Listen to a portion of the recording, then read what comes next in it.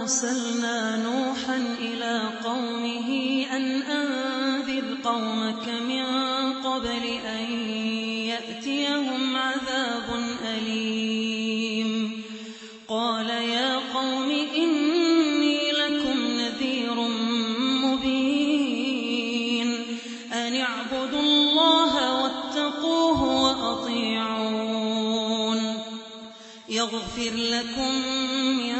ذنوبكم ويؤخركم إلى أجل مسمى إن أجل الله إذا جاء لا يؤخر لو كنتم تعلمون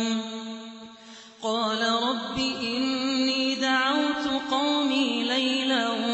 ونهارا فلم يزدهم دعائي إلا فرارا وإني كلما دعوتهم لتغفر لهم جعلوا أصابعهم في آذانهم واستغشوا ثيابهم وأصروا واستكبروا استكبارا ثم إني دعوتهم جهارا ثم إني أعلنت لهم وأسررت لهم إسرارا فقلت استغفروا ربكم إنه كان غفارا يرسل السماء عليكم مدرارا ويمددكم بأموال وبنين ويجعل لكم جنات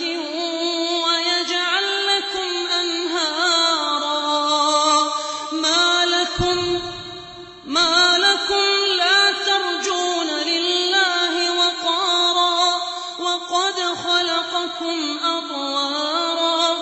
ألم تروا كيف خلق الله 7 سماوات طباقا وجعل القمر فيهن نورا وجعل الشمس سراجا والله أنبتكم من الأرض نباتا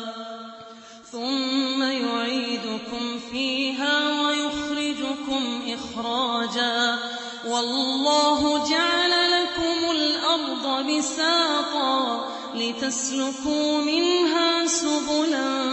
فجاجا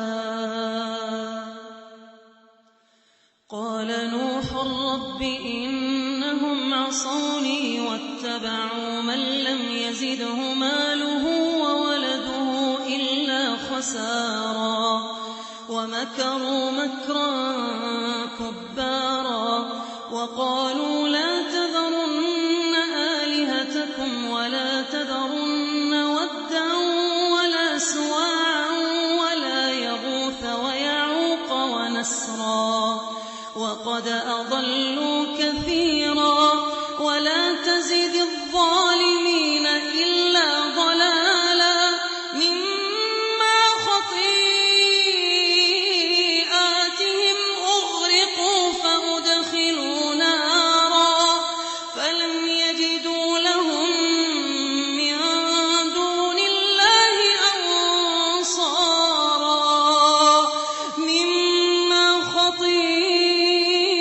خطيئاتهم أغرقوا فأدخلوا نارا فلم يجدوا لهم من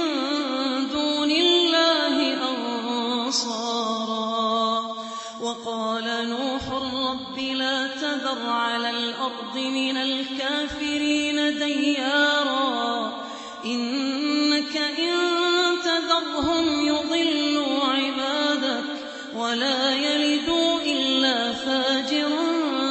كفارا رب اغفر لي ولوالدي ولمن دخل بيتي مؤمنا وللمؤمنين والمؤمنات ولا تزد الظالمين